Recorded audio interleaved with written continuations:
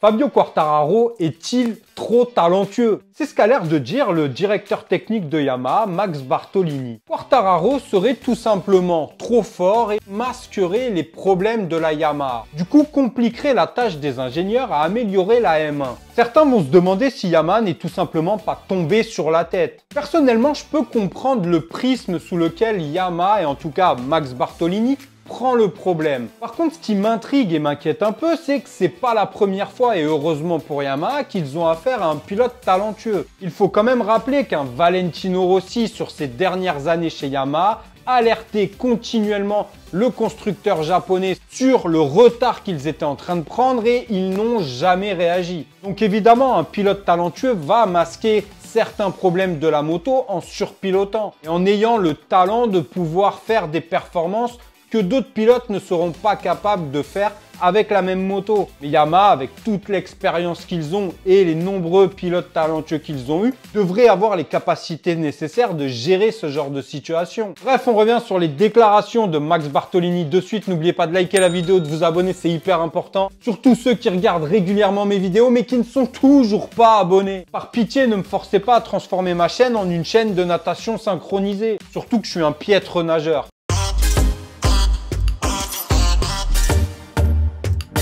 Mes amis, on le sait tous, Yamaha a de grosses difficultés, c'est pas nouveau. Comme globalement les deux constructeurs japonais peinent à retrouver le niveau. D'ailleurs, on reparlera de cette situation dans de prochaines vidéos car on sait que beaucoup de choses sont en train d'être mises en place pour essayer de stopper l'évolution de Ducati afin que les constructeurs japonais puissent rattraper le constructeur italien le plus rapidement possible. Ça, on en reparlera. En attendant, Yamaha progresse, mais progresse lentement. Ils n'ont que 2 pilotes et ça depuis beaucoup trop de temps maintenant, même si ça va être rectifié dès la saison prochaine avec Pramac. Mais en attendant, on parle d'une Yamaha qui progresse, mais seul Fabio Quartararo arrive à progresser dans ses performances. Et encore, on ne peut pas parler de podium ou de top 5 régulier. On en est encore loin. Mais on voit bien que Rins galère. Après, on ne peut pas s'appuyer sur énormément d'autres exemples vu que ils sont que 2. Fabio Quartararo et Alex Rins. Alex Rins qui n'est encore pas totalement remis de sa blessure de l'an dernier,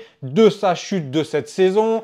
C'est compliqué pour Alex Rins, mais même en parfait état, il peine à vraiment arriver à faire les mêmes performances que Fabio. Et pour Max Bartolini, le directeur technique de Yamaha, le grand talent de Fabio Quartararo dissimule, cache les réels problèmes de la Yamaha. Alors ça, je peux l'entendre, mais il va pas non plus nous dire qu'il préférerait avoir des pilotes pas talentueux pour pouvoir faire progresser la Yamaha. Ça n'a aucun sens. À eux de gérer ce genre de situation et Yamaha doit avoir l'expérience pour ça. On revient sur les déclarations de Max Bartolini de suite. Il nous parle justement de Fabio Quartararo, de la saison 2025, du team Pramac, d'Andrea Dovizioso aussi qui est pressenti pour devenir pilote-testeur car il a déjà contribué cette saison à tester la Yamaha. On revient sur les propos de Max Bartolini de suite. En plus des retours de Fabio Quartararo, nous essayons également d'obtenir autant d'informations que possible de la part d'Alex Rins lorsqu'il va bien. Mais le plus gros risque quand on a un pilote talentueux comme Fabio qui s'adapte rapidement, c'est qu'il dissimule les problèmes. Concernant la saison prochaine, nous aurons Pramac avec 2 pilotes supplémentaires et avoir des pilotes hétérogènes aidera certainement. Ensuite, ce sera à nous de bien les exploiter avec les caractéristiques de chacun. Pour Dovizioso, est-ce qu'il nous aidera l'an prochain? Je ne sais pas car nous n'avons fait que 2 tests et il faut voir comment la collaboration va se poursuivre.